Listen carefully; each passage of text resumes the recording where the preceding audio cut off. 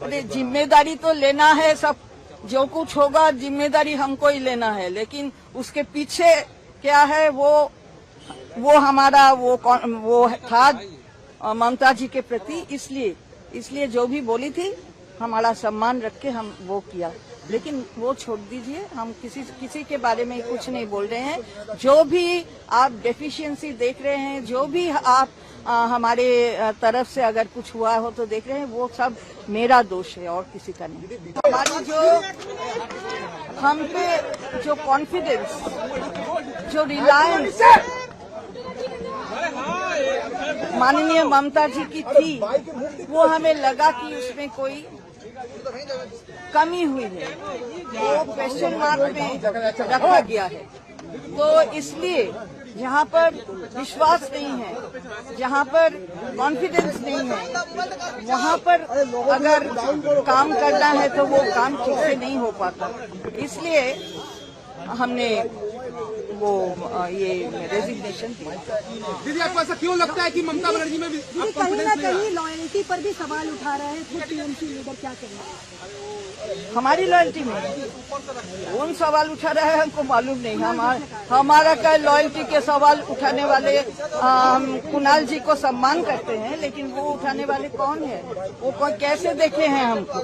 ममता जी जानती है कि हमारी लॉयल्टी है या नहीं। लेकिन कल ये घटना जो हुई है उसके बाद जो हमको ममता जी ने बोले कि हम सबके वो जो 7-8 एमएलए गए थे उनके हाथ में हम भवन को उठा दिए हैं, तो ये हमको बुरा लगा, इसलिए मैंने पदत्याग। तो इसमें हमको मालूम नहीं है कुणाल जी को कैसा लगा। रिबेल टीएमसी के साथ जाएंगे क्या? रिश्वतों के साथ जाएंगे? नहीं, वो हम रिबेल है ना क्या है, ये क्वेश्चन में हम नहीं जा रहे हैं, क्योंकि ये कुछ बात तो है सब जुडिस हाईकोर्ट में और कुछ बात है ईसीआई के साथ। मैं उसी के अंदर अभी नहीं जाना चाहती हूँ। आज आपने मिला है ऋतुव्रत बनर्जी से? हाँ, देखिए, हम तो यहाँ आए हैं, हमारी पेंशन की कागजात है ये सब लेने के लिए, तो जिससे हमको बात करना है अगर है तो हमको तो बैठना है कहीं, तो हम जाके कहाँ बैठेंगे? सरकार पक्ष के कक्ष में बैठेंगे या जो विरोधी में है उनके कक्ष में बैठेंगे? तो वही मैं किया, ऐसे ही बातचीत नहीं पार्टी को लेकर। दीदी, आपको ऐसा क्यों लगता है कि ममता बनर्जी में कॉन्फिडेंस नहीं रहा? वही तो बोल रहे हैं, कल वो बोले कि हम सबको उठा के दे दिए हैं वो तृणमूल भवन जो गए थे कल विधायकगण के दे रहे।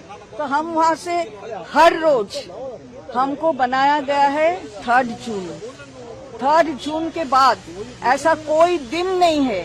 केवल 22 जून ममता जी खुद हमको बोली थी कि जो छात्र युवा के वहाँ पर मीटिंग बुलाया गया था कालीघाट में, वहाँ पे प्रेजेंट रहने के लिए मैं थी वहाँ, और एक दक्षिण कलकत्ता का 1 जुलाई वहाँ पर हमको आमंत्रण किया गया था, हम गए थे, तो वहाँ पर हम थे। ये 2 दिन के अलावा ऐसा कोई दिन नहीं है जहाँ हम भवन में नहीं बैठे, और 3:30-4 से लेकर 6-6:15 तक।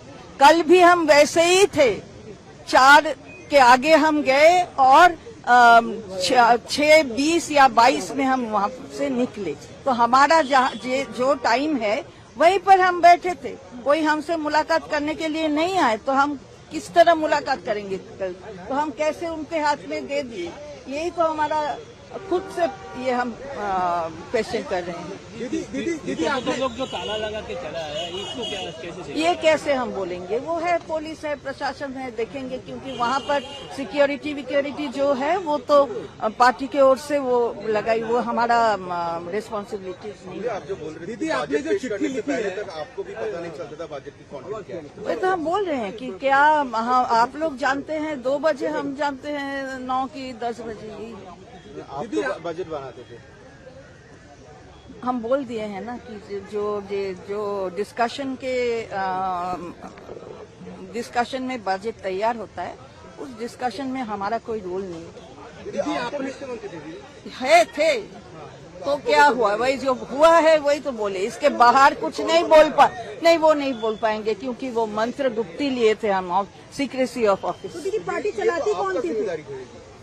अरे जिम्मेदारी तो लेना है, सब जो कुछ होगा जिम्मेदारी हमको ही लेना है, लेकिन उसके पीछे क्या है वो वो हमारा वो था ममता जी के प्रति, इसलिए जो भी बोली थी हमारा सम्मान रख के हम वो किया।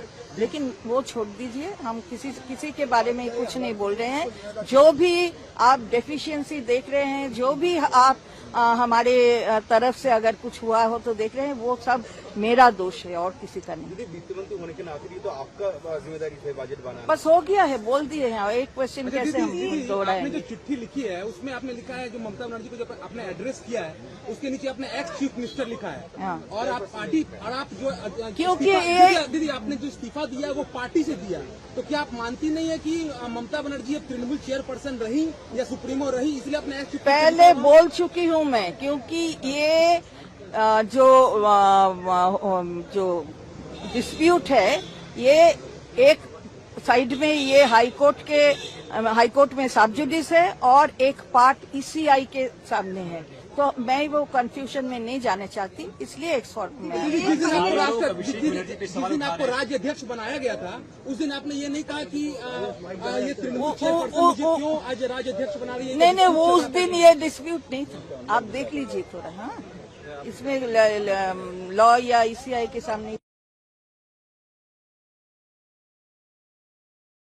एक महीने में पार्टी का ये हाल हुआ है, पूरा बिखर गई है, किसको जिम्मेदार ठहराएंगे? नहीं, मैं खुद के बारे में बोल रही हूँ, मैं किसी को जिम्मेदार की कुछ नहीं बोलती हूँ। जो भी दोष हुआ है वो मेरा है। नहीं, कोई नहीं। हाँ, नहीं, मैं किसी को जिम्मेदार किसी के बारे में नहीं बोल रही हूँ, केवल बोल रही हूँ कि जो हमारा जो दुख है उसके भी जिम्मेदार मैं ही हूँ। हमारा कोई डेफिशिएंसी है, हमारी कोई व्यर्थता है जिसके लिए हुआ है। ठीक है, थैंक यू दीदी।